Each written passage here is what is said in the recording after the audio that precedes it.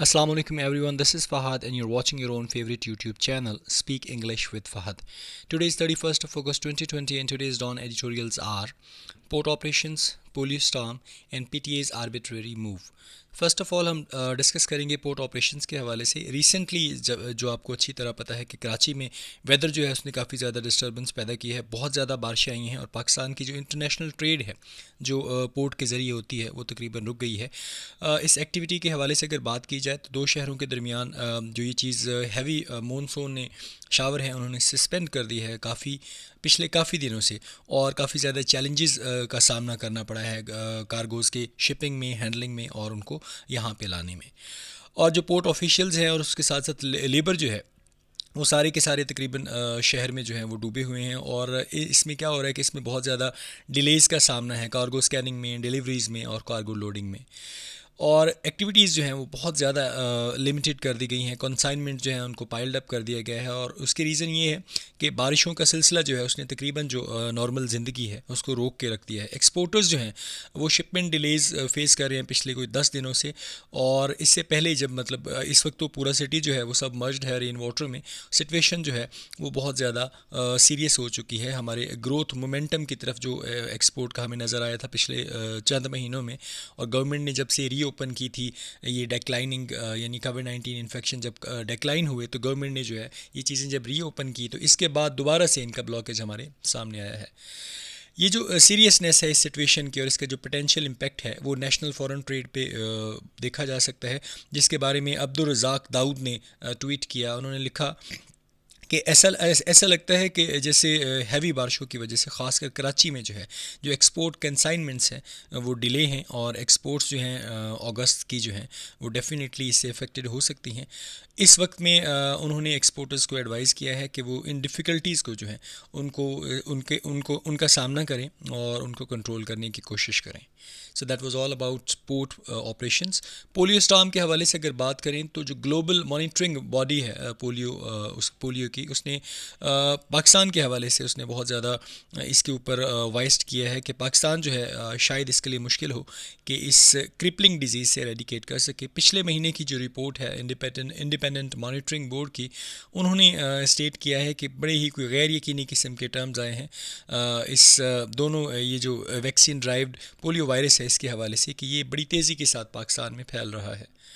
Reports जो हैं वो उन्होंने जो कंसर्न्स रेज़ किए हैं अबाउट स्ट्रेटिजिक और टेक्निकल कैपेबिलिटीज़ के हवाले से पाकिस्तान पोलियो प्रोग्राम में, और उन्होंने काफ़ी ज़्यादा केसेस जो हैं उन्होंने कहा है कि जी पॉसिबिलिटी है कि वहाँ तक जो है वैक्सीनेशन ना पहुँच सके और काफ़ी ज़्यादा केसेस होने के चांसेस हैं। उस वक्त जब अफ्रीका जो है उसने ख़ुद को डिक्लेयर कर दिया है पोलियो फ्री कंट्री, उस वक्त IMB की जो रिपोर्ट है उसमें डैमनिंग किस्म के रेवलेशंस हैं अबाउट पाकिस्तान बलरिंग रिस्पॉन्स जो है इस डिज़ीज़ के ख़ात्मे के हवाले से। इसके हवाले से अगर बात की जाए तो डॉक्यूमेंट ये स्टेट करते हैं कि there is every possibility chances हैं कि पाकिस्तान लास्ट प्लेस होगा दुनिया में जो इस ख़तरनाक डिज़ीज़ के ख़िलाफ़ लड़ने की कोशिश कर रहा है, बिकॉज़ बाकी जितने भी कंट्रीज़ हैं उनमें ऑलमोस्ट इसका ख़ात्मा हो चुका है।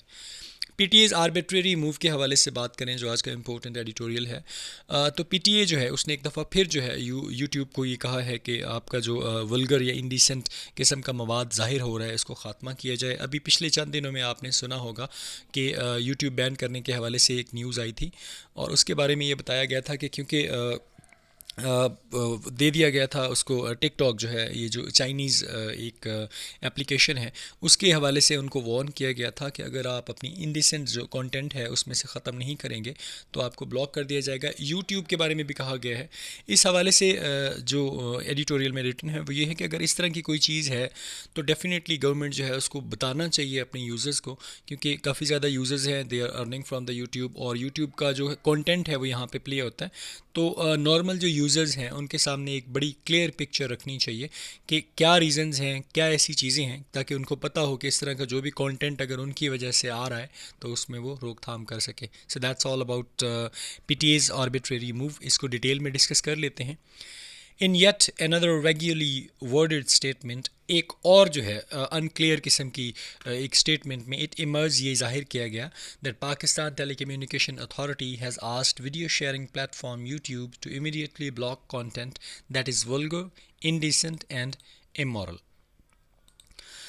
इसमें ये बताया गया है, ऐसा लगता है कि पाकिस्तान टेली कम्युनिकेशन अथॉरिटी जो है उसने वीडियो शेयरिंग प्लेटफॉर्म यूट्यूब से कहा है कि फ़ौरन तौर पे जो है आप वो वाला कंटेंट ब्लॉक कर दें जो वल्गर हो, इंडिसेंट हो और इमोरल हो, और that which falls under the ambit of hate speech, या कोई ऐसा जो हो जो आपके मतलब कंट्री के अंदर जो है वो हमारी कंट्री के अंदर जो है वो हेट स्पीच जो है उसको स्कोप करता हो, उसको फेवर करता हो। अब यहाँ पे इमर्ज्ड वर्डेड जो ये पास्ट इंडेफिनिट के हवाले से हैं, हैज़ आस्ट जो है ये प्रेजेंट परफेक्ट के हवाले से है, इज़ प्रेजेंट को जाहिर कर रहा है और फॉल्स भी प्रेजेंट को जाहिर कर रहा है। The authority has requested that content under these categories be blocked for users in Pakistan to prevent repugnant discord. Authority जो है उसने रिक्वेस्ट की है कि इस किस्म की जो कैटेगरी है वो पाकिस्तान में ब्लॉक कर दी जाए, ताकि वो जो एक नफ़रत अमेज़ ये जो लड़ाई झगड़ा है उससे वो बच सकें, उससे उसको बचाया जा सके। बी ब्लॉक्ड और हैज़ रिक्वेस्टेड प्रेजेंट परफेक्ट है, कैटेगरीज बी ब्लॉक कर दी जानी चाहिए, पैसिव की बात हो रही है, प्रिवेंट करने के लिए एबहॉरेंट नफ़रत अमेज़ और लड़ाई झगड़े वाली बात है। This new statement on the government's objection to YouTube content is reminiscent of the warning issued to the Chinese short video sharing platform TikTok in July।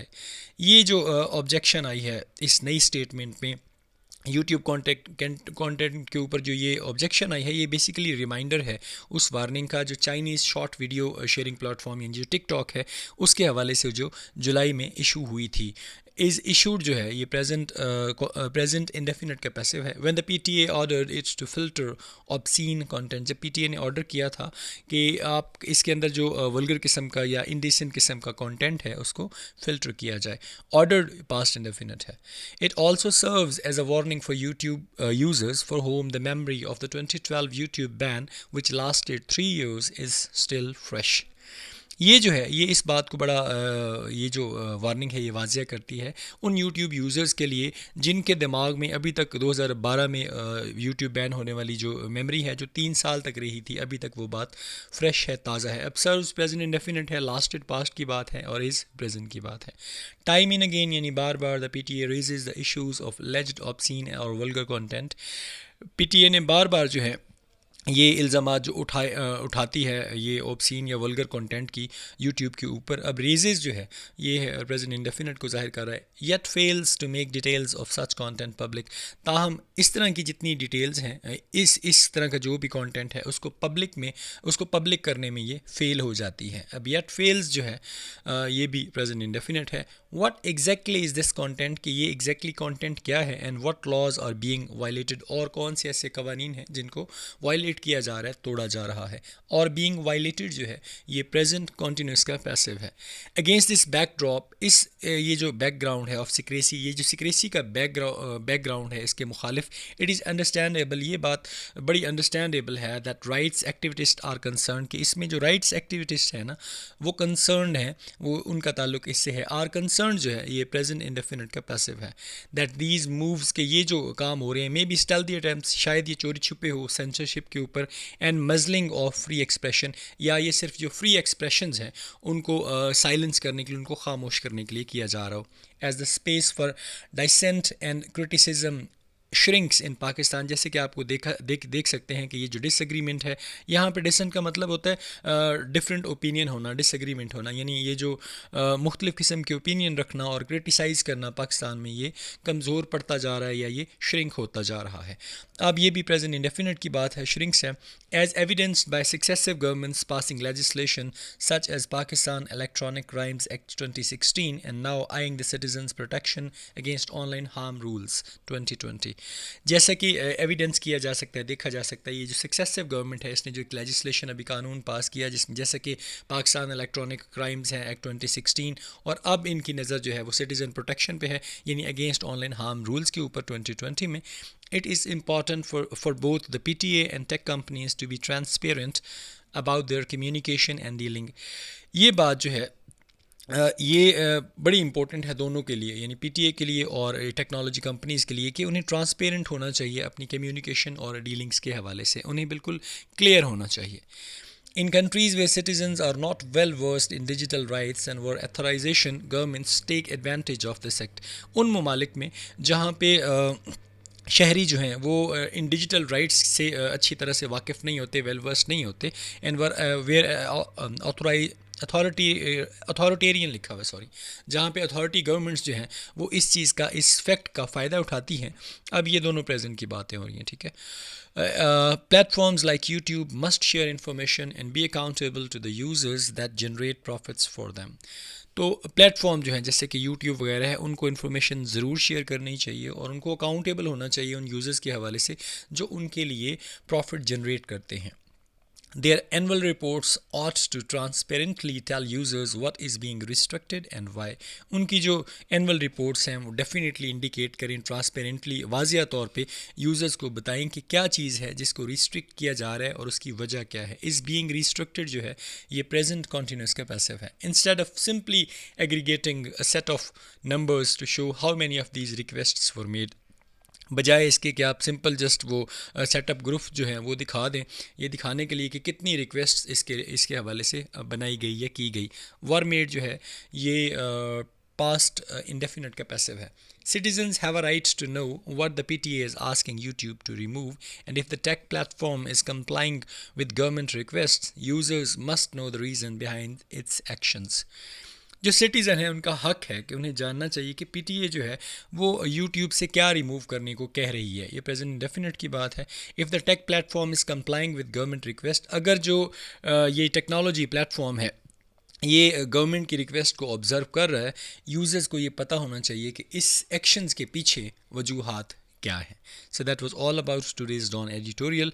Actually आजकल के जो एडिटोरियल हैं ये लेट अपलोड होते हैं, तो मैंने ये ट्राई कर रहा हूँ कि मतलब इन द इवनिंग में पोस्ट कर दिया करूँगा, दूसरे दिन तक जब काफ़ी ज़्यादा मतलब 12-1 बजे तक ये चले जाते हैं। इसी वजह से मैंने कल जो पोस्ट किया था that was about news editorials, ठीक है। So let me talk about the vocabulary. Vaguely मतलब है अनक्लियरली, गैर वाज़िया। He vaguely remembered talking to her once. Ambit का मतलब है स्कोप है। A full discussion of this complex issue was beyond the ambit of one book. Repugnant का मतलब है abhorrent, नफरत आमेज़।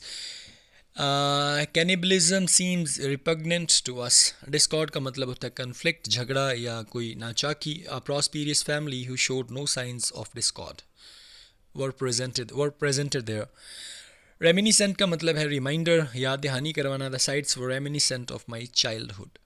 बैकड्रॉप का मतलब है background. The conference took place against the backdrop of increasing diplomatic activity.